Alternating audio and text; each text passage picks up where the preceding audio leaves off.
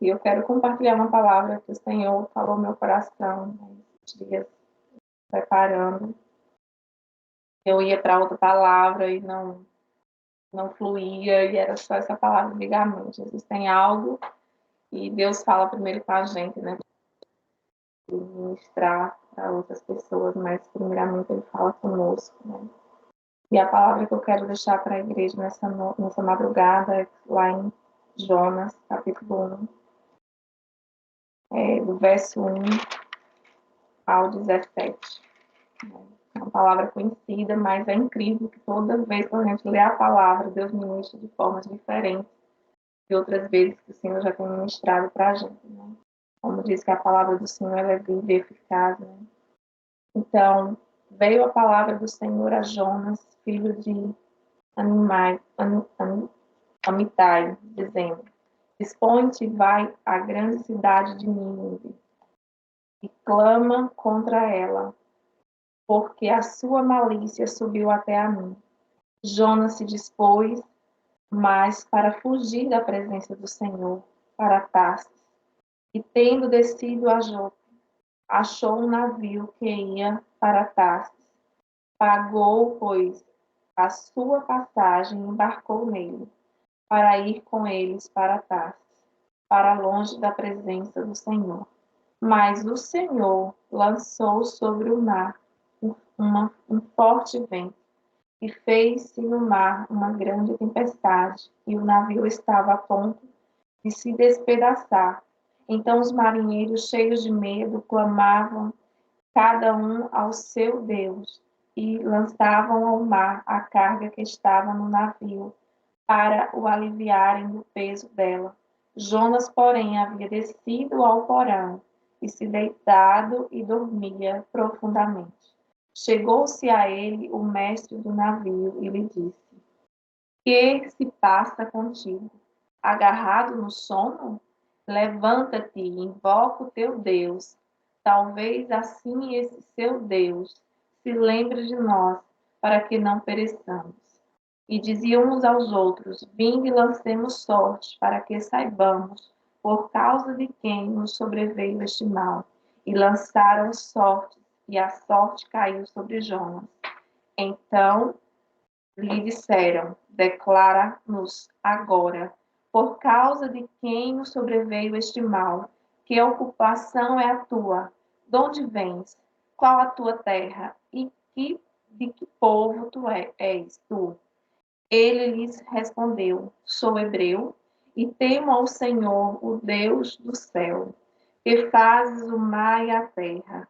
Então os homens ficaram possuídos de grande temor e disseram: Que é isto que fizestes?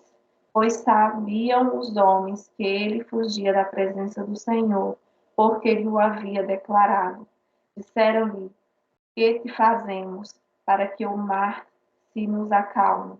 Porque o mar se ia tornando cada vez mais tempestuoso. Respondeu-lhes: Tomai-me e lançai-me ao mar, e o mar se aquietará, porque eu sei que por minha causa vos sobreveio esta grande tempestade. Entretanto, os homens remavam, esforçando-se por alcançar a terra, mas não podiam, porquanto o mar se ia tornando cada vez mais tempestuoso contra eles. Então clamaram ao Senhor e disseram: Ah, Senhor, rogamos-te que não pereçamos por causa da vida deste homem, e não faças cair sobre nós este sangue, quanto a nós, inocentes, porque tu, Senhor, fizeste como te aprouve. E levantaram a Jonas e o lançaram ao mar, e cessou o mar da sua fúria. Temeram, pois, estes homens em extremo ao Senhor, e ofereceram sacrifícios ao Senhor, e fizeram votos. Preparou o Senhor um grande peixe para que tragasse a Jonas, e esteve Jonas 3 dias e 3 noites no ventre do peixe. Aleluia. Então, essa palavra é uma palavra muito conhecida, né? A gente sabe que Jonas, ele era um profeta, né? Um profeta lá do Reino do Norte, durante o reinado de Jeroboão. Jonas, ele é contado entre os profetas de Deus, mas de todos eles, né, ele é o que menos se parece com o profeta, né, porque os profetas naquela época, no Antigo Testamento, quando Deus disse assim, levanta-te, e vai, ali eles levantavam e obedeciam o chamado de Deus, e ali iam entregar aquilo que Deus ordenava, né, faziam aquilo que Deus mandava eles fazerem, né. Mas Jonas não, Jonas ele aqui, ele realmente se levantou, mas ele se levantou e foi para outro lugar, né? Ele se dispôs, né? E aí ele levantou e saiu em direção oposta, né? Do que Deus ali lhe ordenou. E ao invés dele subir, ele preferiu descer. Foi para Jope, que significa bela, né? E foi para um navio, para a parte mais baixa, né? Ali ele pegou um navio para Tarsis, né? E Tarsis significa lugar de descanso. Jonas, ele queria descansar, ele queria fugir ali da presença de Deus, daquilo que Deus ordenou ele fazer. E eu acho interessante que quando fala assim que ele desceu, né, para Jope, e ali pegou o navio, e no navio ele desceu, né, para lá para a parte baixa do navio e foi dormir, né, como a Bíblia aqui fala. Ele estava lá no sono profundo quando sobreveio aquela tempestade. E assim o Senhor falou no meu coração, né, que assim é a vida do cristão. E quando ele tenta fugir da presença do Senhor, quando ele sai da presença do Senhor, ele desce ao mais profundo. Né? Porque a gente vê aqui que ele desceu a cidade de Jope, pegou um navio para Tarsis e ainda foi para o mais profundo lado do navio. E quando aqueles homens lançaram ele ao mar, ele ainda foi mais ainda para o fundo, né? E aí foi para dentro do ventre do peixe, né? E ali ele ficou. E por 3 dias e por 3 noites. E Jonas, ele foi o único profeta do Antigo Testamento mandado por Deus para pregar aos gentios, né? Aos não judeus, né? E assim, a palavra que Deus colocou no meu coração, faça a vontade de Deus, né? Porque Jonas, ele fugiu da presença de Deus, ele fugiu da vontade de Deus, e nós temos que pegar esse exemplo de Jonas para nossas vidas, né? Que toda vez que a gente tentar fugir daquilo que Deus ele nos ordena fazer, é prejuízo para as nossas vidas. É prejuízo para as pessoas que estão ao nosso redor, ao nosso lado. Quando Deus nos entrega algo para fazer e a gente simplesmente não quer fazer, não só nos atinge, mas atinge a pessoas que estão no ministério com a gente, pessoas que ali dependem da gente, né? E aqui Jonas, ele, quando ele fugiu da presença de Deus, ele não só teve consequência para a vida dele, mas para aquelas pessoas que estavam ali naquele barco. Porque imagine só, irmãos, o prejuízo que eles tiveram que jogar toda a mercadoria fora, tiveram que lançar a mercadoria fora, porque eles estavam achando que o navio estava pesado, que era a carga que estava trazendo o perigo deles ali se afundarem, de morrer ali naquela tempestade. E ali a gente vê como o prejuízo causado quando uma pessoa ela não faz a vontade de Deus, quando uma pessoa ela sai do centro da vontade de Deus, quando uma pessoa ela não cumpre o chamado de Deus, não sobrecai só sobre ele as consequências, mas também as pessoas que estão ao nosso redor, as pessoas que estão ali conosco, são atingidas. E eu parei e pensei assim, meu Deus, quando um servo do Senhor está na presença de Deus, e ali ele sai da presença do Senhor, e ele vai para o mais profundo do abismo, né? Ali para fazer as coisas que antes ele não fazia, né? E vai ser escravo do diabo, vai servir ao diabo. E a gente vê o prejuízo que ali ele causa para a sua família, para o ministério. Quantas pessoas que serviam a Deus na igreja, lideravam jovens, lideravam grupos, que se afastaram da presença do Senhor e acabaram trazendo outras pessoas também para o mundo, porque ali frustraram aquelas vidas, né? Então, quando a gente for fazer algo, nós temos que sempre parar e pensar se a gente vai fazer aquilo, se aquilo não vai atingir a nossa família, se aquilo dali não vai atingir as pessoas que estão nos olhando, que estão ao nosso redor. Porque Jonas aqui ele não parou para pensar naquelas pessoas que estavam com ele ali no navio. Primeiramente, ele não parou para pensar no que Deus ali ordenou a ele fazer, que era pregar para aquelas vidas, para que aquelas vidas fossem libertas, para que aquelas vidas saíssem, parassem de praticar o pecado, né, de adorar outros deuses, porque Deus ele queria salvar aquele povo. E Jonas ali ele se recusou de pregar a palavra para aquele povo ali. E quando nós sabemos que quando nós estamos na presença do Senhor, Deus ele nos dá uma ordem, quando Deus ele nos dá um chamado para a gente cumprir a vontade de Deus, nós temos que obedecer, porque se nós não obedecermos, nós sabemos que é prejuízo. Irmãos, e nós precisamos estar atentos, porque Jonas, aqui, além deles, ele não tinha amor, eu acredito que ele não tinha amor por aquelas vidas. Ele tinha aquela briga de, porque só importa eu pregar para os que são judeus, não para os que não são judeus. Deus não quer conversa com esse povo, Deus não quer salvar essas vidas. E muitas vezes somos nós, no decorrer da caminhada. Às vezes a gente passa diante de um morador de rua, diante de uma pessoa que está ali, e a gente simplesmente não diz um Jesus te ama, não declara uma palavra de bênção para aquela vida, a gente acha que aquela vida ali não tem mais salvação, não tem mais jeito, mas nós estamos aqui, nós fomos chamados para fazer a diferença. Nós fomos chamados para levar a palavra de Deus, seja quem for, seja qual tipo de pessoa, qual tipo de classe, nós fomos chamados para pregar a palavra do Senhor. E me fez lembrar de um testemunho de uma missionária. Eu gosto muito de ouvir testemunhos, principalmente a roupa, assim, que é um tempo muito longo, que eu não gosto de passar roupa, então eu acumulo muita roupa.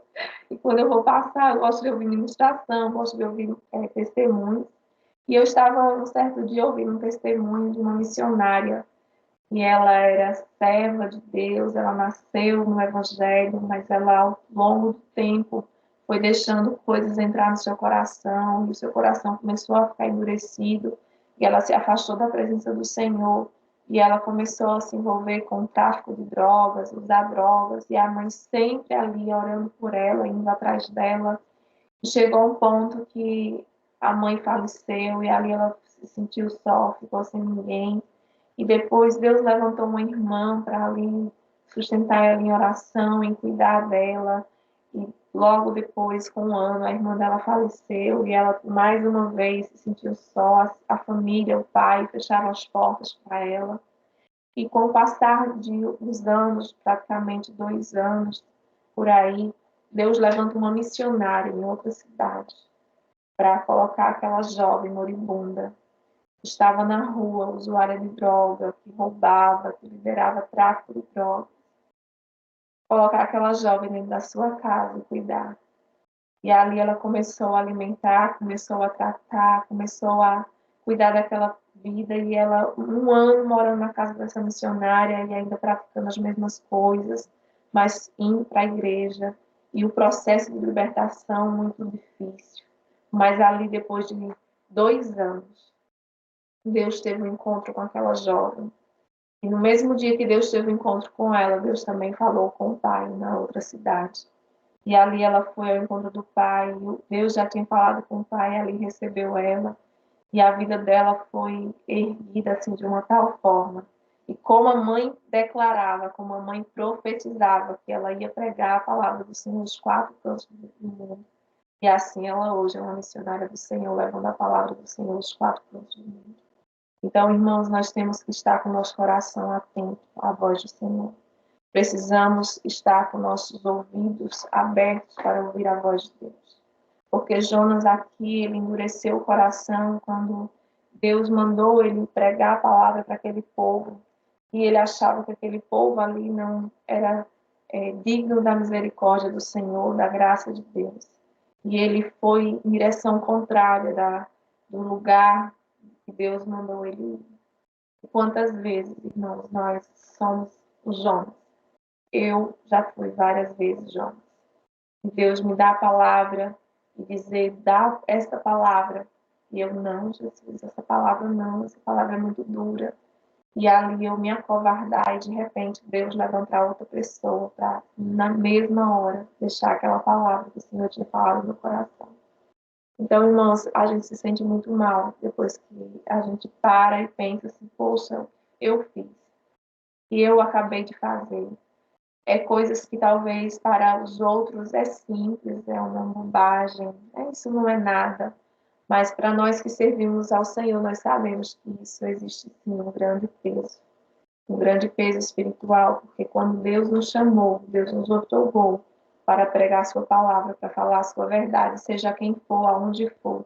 E nós precisamos, irmãos, ter essa verdade, ter essa coragem de saber que Deus, ele nos chamou, e quando ele nos chamou, ele nos capacita, ele se responsabiliza daquilo que nós vamos falar, porque aqui Jonas, ele foi para aquele lugar, né, depois de ele passar o tempo ali no ventre do peixe, e a gente vê o amor de Deus, a misericórdia do Senhor, já com a vida de Jonas, né, porque primeiramente não deixou aquele navio naufragar, né? E todos ali perecer, morrer. Deus já ali poupando a vida de Jonas. E quando aqueles homens ali chegam para ele, dizem assim, quem és tu? Quem é teu Deus? Porque tu estás aí dormindo tranquilamente. Clama ao teu Deus para que nós não venhamos perecer. E ali ele fala quem é ele. E os homens que ali já ouviram falar, com certeza, do poder do Deus dele, do Deus de Jonas, do Deus de Israel, ficaram atemorizados, sabendo que eles poderiam morrer por conta daquela desobediência de Jonas, por conta de Jonas estar fugindo da presença de Deus. E quando eles ali resolveram lançar Jonas ao mar, a gente vê também ali a mão de Deus, né, sobre a vida de Jonas, porque não permitiu ele cair no mar e morrer afogado. Deus enviou um grande peixe para ali fechar Jonas ali durante 3 dias, para Jonas ainda pensar, se arrepender da sua atitude e vir pedir misericórdia ao Senhor e clamar misericórdia a Deus. E assim nós vemos, a gente conhece a história de Jonas, a gente sabe como foi que Jonas, ali dentro do ventre do grande, ali fez a oração com Deus, Deus ali ouviu a oração, e ordenou aquele grande peixe lançá-lo ele na areia, né? E ali ele realmente se voltou para a vontade de Deus, para cumprir o chamado de Deus e ali pregar aquela palavra, né? E a gente sabe que mesmo depois que ele pregou a palavra, ele foi murmurar, achando que aquele povo não era digno da misericórdia e da graça do Senhor. Ele sendo alcançado pela misericórdia de Deus há pouco tempo, ele quis questionar a vontade de Deus sobre aquele povo. E a gente sabe o que aconteceu, né? Que aquele povo ali veio, se arrependeu e começou a oferecer sacrifícios de louvor, né? Se voltou para o Senhor. Como a gente vê que Deus também ainda usou de misericórdia e através do seu nome, do grande poder de Deus, também aquele povo que lá estavam, a tripulação que estavam lá no navio, né? Eles ficaram atemorizados, né? E ofereceram sacrifício ao Senhor e fizeram votos a Deus. Ali eles também, né, vieram conhecer o poder deste Deus, se renderam a esse Deus, né? E aqui nós vemos que Deus ele fez a obra na vida daquele povo, porque um homem mudou o percurso, né? Se arrependeu e pediu perdão ao Senhor e se voltou para o Senhor ali e foi fazer a vontade de Deus. Então, irmãos, uma pessoa. Muitas vezes a gente pensa que Deus precisa de 10, de 30, de multidões, mas para fazer a vontade de Deus, basta uma pessoa. E aí vai contagiando, vai passando para outras pessoas, e assim vai crescendo o número de pessoas na presença do Senhor. Então, talvez você diz assim, mas só eu na minha casa. Só eu sirvo ao Senhor, só eu sirvo ao Evangelho, só eu sirvo ao Deus verdadeiro. Mas se preocupa não, irmão. E o número vai crescer, vai passar para outras pessoas. Esse amor vai alcançar outras vidas, e outras vidas vão chegar à presença do Senhor. Porque é lindo isso. Eu mesmo sou testemunha na minha família. Eu fui a primeira pessoa a me converter na minha família, dos dois lados, tanto da família da minha mãe como do meu pai. E hoje eu já tenho primas, tenho tios, tenho primos, já tenho um primo presbítero. Então, assim, é Deus que faz a obra. A gente só tem que estar disposto a servir e a levar a palavra do Senhor. Quem convence, quem faz a obra é o Espírito Santo de Deus. Jonas, talvez ele estava preocupado de pregar a palavra e achar que ele que tinha que estar convencendo aquele povo do pecado. Mas ele só tinha que pregar a palavra. Quem ia fazer o resto, quem ia completar a obra era Deus. E como assim Deus fez? Então, nós temos hoje que ter essa disposição de estar na presença do Senhor e dizer: eis-me aqui, Senhor, usa-me. E uma coisa nós temos que estar a todo momento pedindo a Deus, para que o Senhor guarde o nosso coração, para que nós não venhamos pecar contra Deus. Porque estamos vivendo os tempos difíceis, irmãos, que está difícil mesmo de pregar o Evangelho, aonde o Evangelho hoje se tornou algo fácil para as pessoas achar que pode servir a Deus e servir ao mundo de qualquer forma, do jeito que eles querem, do jeito que lhe apraz. E se a gente for falar porque você está julgando, mas nós não estamos julgando, nós estamos falando de acordo com a palavra de Deus. E a palavra do Senhor diz que o santo não se mistura com o profano, que quem não estiver em santidade, quem não for santo, não verá a Deus. E que a gente precisa deixar as bagagens, as coisas desse mundo, as riquezas, as coisas que têm atraído muitas vidas para viver aqui na terra. Precisamos largar a mão de tudo isso aqui e viver a vontade de Deus e buscar o reino de Deus, como a sua palavra diz, e buscar primeiro o reino de Deus e a sua justiça, e todas as demais coisas serão acrescentadas. Nós precisamos estar vigilantes e que o Senhor esteja assim, nos preservando nossas vidas, preservando nossos corações diante da presença dEle, para que nós não venhamos nos acovardar, para que nós não venhamos fugir da presença do Senhor, porque sair da presença do Senhor, irmãos, é prejuízo. É prejuízo. A gente vê aqui que Jonas, ele saiu da presença de Deus por um instante. Ele tentou fugir da presença do Senhor, mas ninguém foge da presença de Deus. Você pode até dizer assim: Deus, eu não quero a sua presença. Mas a presença de Deus está ali em todos os lugares, porque Ele é onisciente, onipresente, onipotente. E aqui Jonas, ele pensou em fugir, mas ali ele não conseguia, porque Deus, ele está em todos os lugares. Os olhares de Deus estão em todos os lugares, né? Então, a gente vê que Jonas, lá embaixo daquele mar, dentro do ventre daquele peixe, Deus estava olhando para Jonas. Deus ouviu a oração de Jonas ali dentro do ventre daquele peixe. Então, nós temos que ter essa noção em nós, porque sairmos da presença de Deus, fugirmos da presença de Deus, é prejuízo. A gente sabe que nós precisamos estar vigilantes, porque o diabo, nosso adversário, nosso inimigo, o inimigo das nossas almas, ele tenta em todos os momentos tirar as pessoas da presença do Senhor, destruir casamentos, destruir famílias. E se nós não estivermos com a nossa vida focada na leitura da palavra, em oração, em vigilância, nós somos sujeitos, sim. Ninguém está aqui, ninguém é santarrão demais, ninguém é super crente para dizer: estou livre disso, porque a palavra do Senhor diz que aquele que estiver em pé, cuide para que não caia. Nós precisamos sim estar vigilantes, nós precisamos sim reparar as brechas, nós precisamos sim ter cuidado com a nossa vida espiritual, porque é aos poucos que ele vai implantando. Se a gente ficar olhando para coisas da igreja, porque fulano fez isso, fulano falou aquilo, nosso coração vai sendo endurecido, as coisas vão chegando no nosso coração. Quando pensar que não, nós não temos mais ânimo de ir para a casa do Senhor, não temos mais alegria de adorar o Senhor. E quando pensarmos que não estamos mais na casa do Senhor, não, sou crente, continuo sendo crente em casa, é mentira de Satanás. Eu digo na cara de quem disser isso, que consegue ser cristão em casa, é mentira. A gente, na pandemia, a gente continuou buscando o Senhor. Essa vigília de oração começou na pandemia, né? Foi através das igrejas fechadas que esse trabalho se iniciou, e louvado seja o nome do Senhor, que olha a proporção aonde isso chegou, glória a Deus, alcançando várias nações. Quantas vidas não já foram abençoadas através desse trabalho, desse ministério? Então, nós temos que tomar cuidado.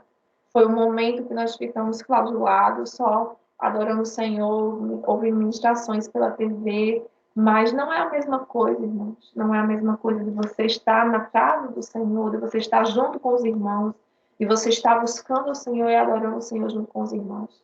E nós precisamos ter cuidado, sim, com a nossa vida espiritual, ter vigilância, sim, com a nossa vida espiritual, porque Jonas, ele era um profeta de Deus. E Jonas, ele se recusou a cumprir o chamado de Deus, a vontade de Deus, porque ele achava que aquele povo ali não era digno da graça do Senhor. E quantas vezes nós também recusamos fazer a vontade do Senhor. E que Deus, assim, em Cristo, nos ajude a perseverar na presença do Senhor, a permanecer na presença do Senhor, a fazer a sua vontade, a buscar a sua presença, a estar em santidade, porque nós não sabemos o dia nem a hora que nós vamos partir e vamos estar com o Senhor. Precisamos estar com a nossa casa organizada, porque eu e você somos testemunhos para o nosso lar, para a nossa família. Nós precisamos, eu sei que muitas vezes existem homens de Deus que sustentam a sua casa em oração, mas a mulher, ela tem um papel diferencial dentro da casa, a mulher cristã, ela é um referencial dentro da sua casa, para o seu esposo, para o seu marido, para os seus filhos, para a sua família. E muitas vezes, irmãos, quando a gente não vai bem, quando a gente está assim meio capenga, a nossa família também fica meio triste, assim, capenga. Então a gente precisa, irmãos, estar a todo momento na presença do Senhor, buscando o fortalecimento, o revestimento do Senhor para as nossas vidas, para que nós venhamos permanecer servindo esse Deus tão maravilhoso, tão misericordioso, né? Porque nós vemos aqui a misericórdia do Senhor na vida de Jonas e desse povo, né, que estava ali, dos marinheiros, tripulantes, e também do povo lá de Nínive, né? Aquele povo que não fazia parte dos judeus, e que Deus ali alcançou aquelas vidas. E que Deus, assim, Cristo nos ajude. E o Senhor, assim, nos conduz a cada dia fazer a vontade do Pai, fazer a vontade de Deus, porque ela é boa, perfeita e agradável. Né? E que Deus em Cristo continue nos abençoando. Essa palavra que o Senhor falou no meu coração, para falar assim para os irmãos. Falou comigo, primeiramente, né, como eu falei para os irmãos. E que eu peço sempre a Deus que Deus nos ajude a permanecer na sua presença e fazer a sua vontade. Amém?